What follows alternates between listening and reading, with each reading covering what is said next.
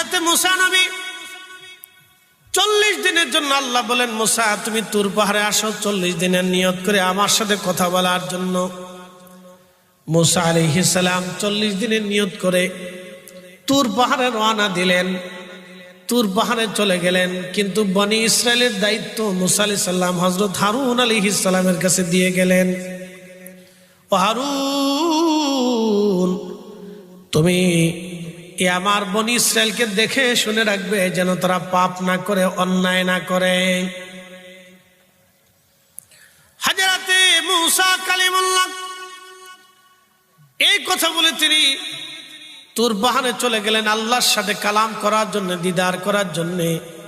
মুসা কালিমুল্লাহ যখন চলে গেলেন, তখন এই বনি ইসরায়েলের ভিতরে একজন জাদুকর ছিল। জাদুকরের নাম ছিল সামিরি। খুব মনোযোগ দেন, সামিরি জাদুকর। পৃথিবীতে এখনো জাদু আছে, দেখবেন এখনো সাধু সন্ন্যাসীরা জাদু টানা করে, তন্ত্র মন্ত্র তারা সাধন করে। আর মনোযোগ দিয়ে দেবেন, শুনবেন, তন্ত্র মন্ত্র দিয়ে জিন হাসিল করা যায়, শয়তানকে খুশি করা যায়, কিন্তু আমার আল্লাহ খুশি করা যায় না, আল্লাহ রাজি করা যায় না। সামিরি জাদুকর সে কি করলো? স্বর্ণ দিয়ে একটা গোবৎস বানাইলো, গোবাসুর বানাইলো। গোবাসুর, দেখেন গরুর পূজা কখন থেকে শুরু হলো। গোবাসুর বানাইয়া এই গোবাসুরের ভিতরে সে কিছু মাটি ঢুকাই দিল। কিসের মাটি?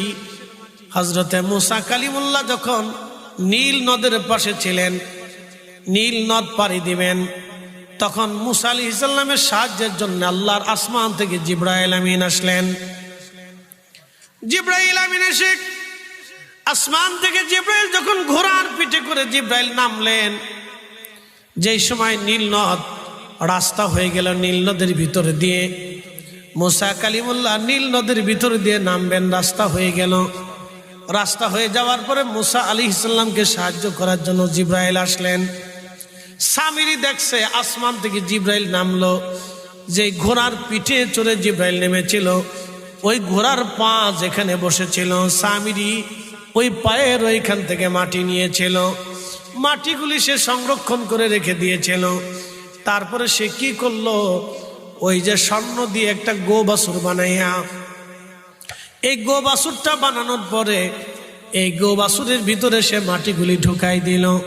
যখন মাটি ঢুকাই দিয়েছে, তখন মাটিটা ঢুকানোর পরে ওই গোবাসুরটা, স্বর্ণের নির্মিত গোবাসুরটা হাম্বা হাম্বা করা শুরু করছে।